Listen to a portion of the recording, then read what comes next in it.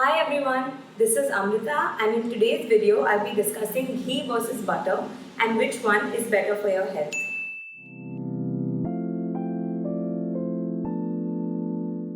A lot of people give butter a really bad name yet freely eat ghee when they are trying to lose weight or to improve any aspect of their health. And I can see how this happens. In India, ghee was traditionally used in Ayurvedic and other medicinal preparations for people who are unwell to aid them with both energy and with tons of nutrients.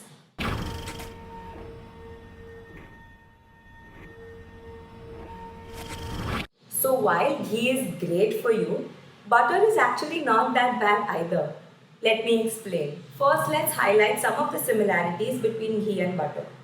Both ghee and butter come from animal sources and both of them are considered to be sources of saturated fat. Now, years of research has shown that saturated fat may not be the best for our hearts. Both ghee and butter contain fat as the only macronutrient, which means they don't contain any protein or carbohydrate in significant quantities, and each gram of fat gives us 9 calories of energy, whether it's coming from ghee or from butter. Just to keep things simple, I'm going to use 100 grams of each to compare the two. 100 grams of ghee contains 100 grams of fat, which means ghee is purely fat. 100 grams of ghee contains 900 calories of energy.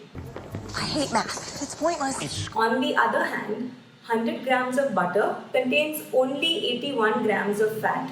So simple math tells us that 100 grams of butter contains only 729 calories worth of energy. हिसाब के बड़े कच्चे हो तुम. So which one is better? Purely from a weight loss and energy point of view, it seems that butter is better to eat than ghee, right? Well, the reality is we really don't eat butter and ghee in 100-gram quantities. And if we do, we probably shouldn't be. And the caloric difference gets neutralized when we eat these in the small quantities that we do eat them in. So energy-wise, there's not that much of a difference between them. In terms of nutrients, they're both sources of the fat-soluble vitamins A, D, E and K. Again, not necessarily all in significant quantities in the amounts that we eat ghee and butter in. Remember, ghee is simply the product obtained when milk solids are removed from the butter. If you've ever made ghee at home, you know that making ghee from butter is just one additional step. You have to further heat the butter or the makhan until all the milk solids burn off.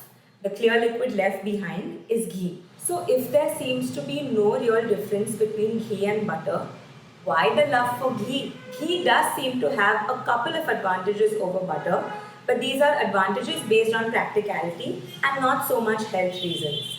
Let's have a look. Number 1, ghee is easy to store. Back in the day when we didn't have refrigerators, it was easier for butter to go bad due to the presence of milk solids in warmer temperatures. Ghee, on the other hand, is more stable and less likely to spoil at the same temperature. Can you get the butter, please? Number 2, heat stability. Ghee is a more stable cooking fat, again because of the absence of milk solids. So you can heat the ghee up to pretty high temperatures without it burning. Butter, on the other hand, can't withstand such high temperatures due to the milk solids in them. So you can easily use ghee for frying and for deep frying. Nice. Number 3, taste. Ghee has a particular taste which goes really well with Indian food. Market-bought butter simply doesn't have the same taste. It's great, but certain foods just don't taste the same without ghee. Then get the other one. Pass the butter. Hang on. Number 4, lactose.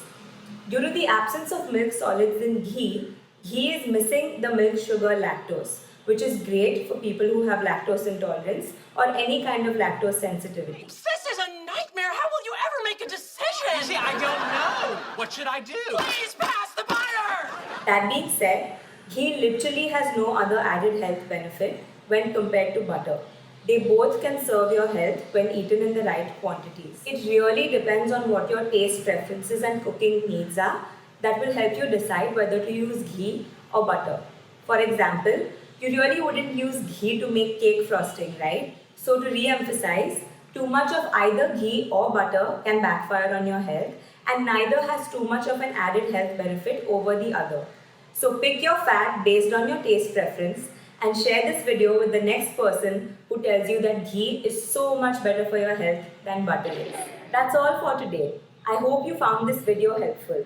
If you did, please don't forget to like, share and subscribe to my channel and share this video with others who you think may also find it helpful.